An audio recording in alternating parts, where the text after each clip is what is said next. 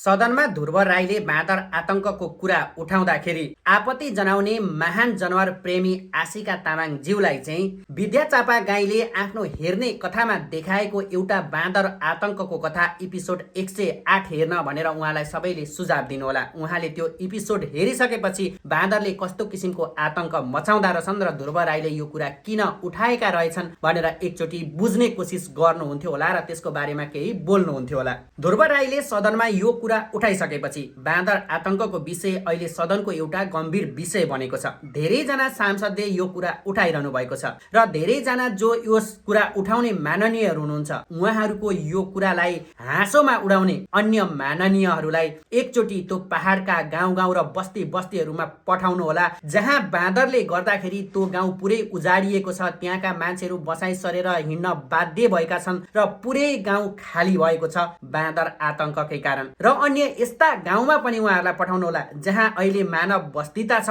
तर त्यहाँ खेती गर्नको लागि उनीहरूको जोस जाँगर छैन, किनकि बाँदरले त्यहाँ केही गर्नै दिँदैन, केही उब्जनी हुनै दिँदैन। त्यस्ता ठाउँहरूमा गएर उनीहरूलाई एकचोटि भ्रमण गर्ने सल्लाह दिनुहोला सबैले र उहाँ गएर त्यहाँको पीडाहरू एकचोटि बुझेर आउन उहाँहरूलाई भन्नुहोला। सदनमा बसेर महिनाको लाखौं तलब खाएर चिल्ला गाडीमा कुदेर र तिनै किसानले उत्पादन गरेको खानेकुरा खाएर त्यहाँ सदनमा हाँस्ने, हाँसो मजाकमा उडाउने, ती किसानका समस्याहरूलाई हाँसेर उडाउनेहरूलाई एकचोटि किसानको वास्तविक पीडा के छ, बाँदरहरूले उनीहरूलाई कतिसम्मको दुःख दिएका छन् भनेर देशव्यापी दौडामा एकचोटि उनीहरूलाई पक्कै पनि पठाउनु होला। यो सरकारले त्यति गर्दियो भने वास्तवमा किसानको वास्तविक पीडा यिनीहरूले बुझे भने अनि मात्र बाँदर वास्तवमै नेपालका लागि एउटा ठुलो चुनौती र एउटा समस्या रहेछ भनेर बुझ्नेछन् र त्यस विषयमा त्यसको निराकरणको लागि केही न केही उपाय यिनीहरूले निकाल्छन् होला। नभए त यिनीहरूले यसरी नै किसानका पीडाहरू कसैले सदनमा उठाइरहँदाखेरि हाँसो र मजाकमै यसरी सधैँभरि